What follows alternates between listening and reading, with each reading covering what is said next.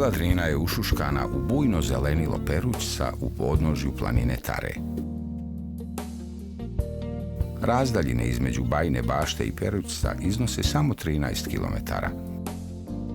Vila je smeštena u zagrljaju dve reke, Vrela i Drine, obe udaljene od nje svega 20 metara. Neposredno uz vilu Drina, reka Vrelo, koja je najkraća reka u Europi, duga svega 365 metara, obrušava se u Drinu praveći veličanstven vodopad.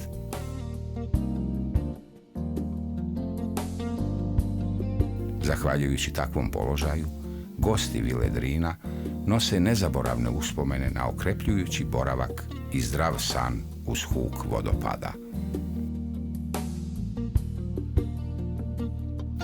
Raskošna vila, građena između dva svjetska rata, temeljno je restaurirana i predstavlja pravi dragulj na turističkoj mapi Srbije.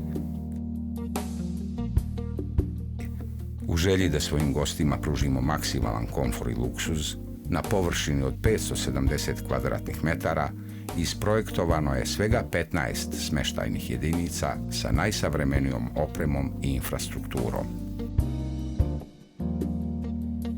2 studio apartmana od 25 kvadratnih metara, 10 dvokrevetnih soba veličine između 15 i 25 kvadrata, 2 jednokrevetne sobe površine 16 kvadratnih metara i jedna porodična soba u kojoj se nalazi 5 kreveta na površini od 36 kvadrata. Vila Drina je smeštena neposredno uz asfaltni put koji povezuje Bajinu Baštu i Perućac na rastojanju od 13 km. Raspolaže prostranim parkingom i uređenim prostorom za dečiju zabavu. Na samo nekoliko koraka od vile Drina nalazi se pošta, prodavnica mešovite robe i banka.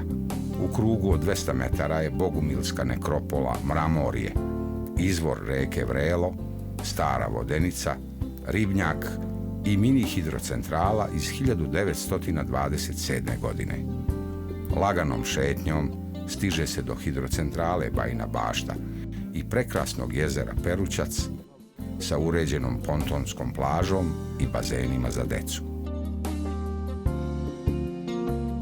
Iako vila Drina raspolaže vlastitim restoranom, čiji je kapacitet 40 mjesta, ručak u restoranu Vrelo, koji se nalazi na 20 metara od vile Drina, predstavlja jedinstven doživljaj. Reka Vrelo je na nekoliko mjesta premošćena drvenim terasama na koje su postavljeni stolovi. Većina baštenskih stolova je na samom vodopadu, a drveće natkriljuje ceo baštenski deo restorana, praveći prijatnu hladovinu.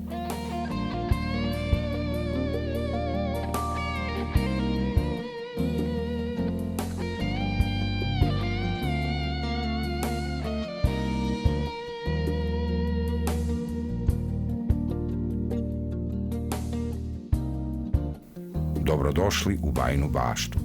Dobrodošli u vilu Drina.